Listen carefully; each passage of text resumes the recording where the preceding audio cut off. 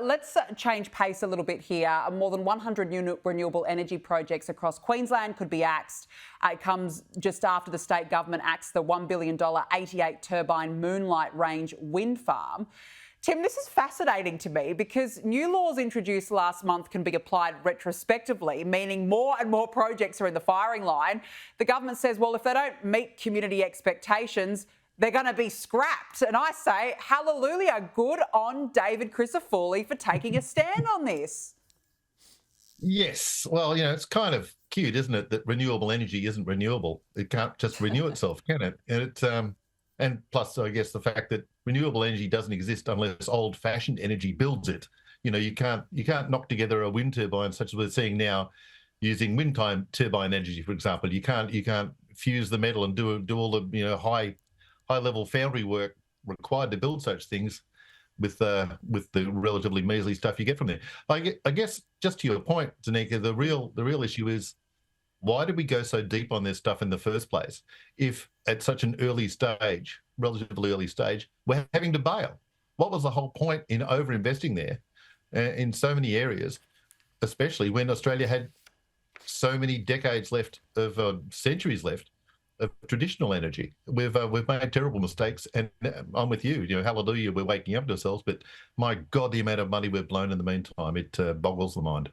And we're still going to blow money on it. I mean, it's going to rack up hundreds of billions of dollars to push for this renewables fantasy over years and years and years. And we're not getting bang for our buck. We know that. We're not getting a good return on investment already. And we're just plunging ourselves more into darkness as we go along under Labor. Now, look, this is hilarious. The Australian Electoral Commission will carry out a partial recount in the Melbourne seat of Goldstein after a request from independent Zoe Daniel. I mean, look, to me, she just sounds like a sore loser, especially given her premature celebrations after the election. Have a look.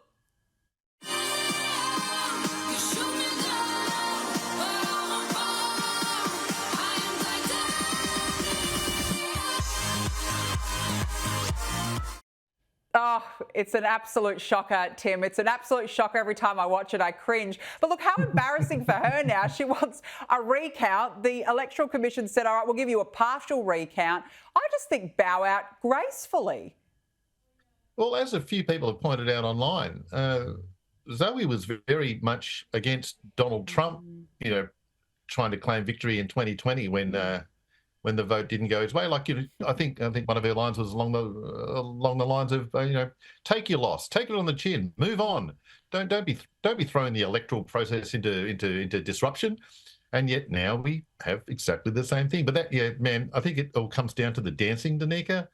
And I'm not one to profess any great expertise in that area, but I think even I wouldn't try some steps, which I think she was risking whiplash at some point. Those neck movements were, I don't think they were a healthy way to go on the dance floor. No, I mean, we don't want to, don't want to get her neck put out of a joint. She's already got a nose out of joint over the counter. Can't have anything else out of joint, Tim.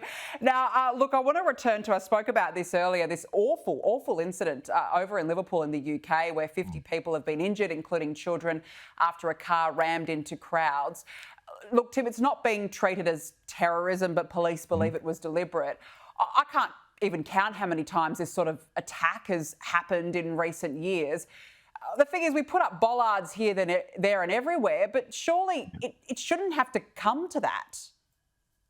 It certainly shouldn't. And Liverpool is, like most larger European, especially British cities, Liverpool's fairly secure. I mean, I've wandered around there and it's kind of apparent that the place is not open generally to attack. There's a relatively large police presence.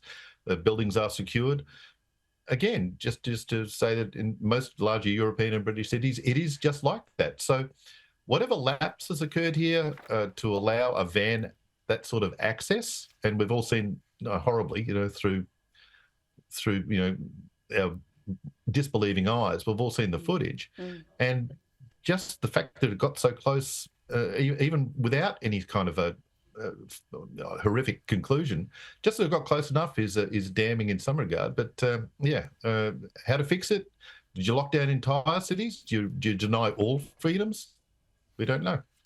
Well, that's the thing. I mean, and if it's not terrorism, we can't just say, oh, it was mental health. I mean, that's not an excuse. And you can't lock down entire cities. You can't border us up with bollards here, there and everywhere. You know, I mean, look, I don't know what the answer is, but certainly there's been a number of attacks like this in recent years, that's for sure. Tim Blair, good to speak with you. Thank you so much for joining me on the show this evening. Really appreciate it.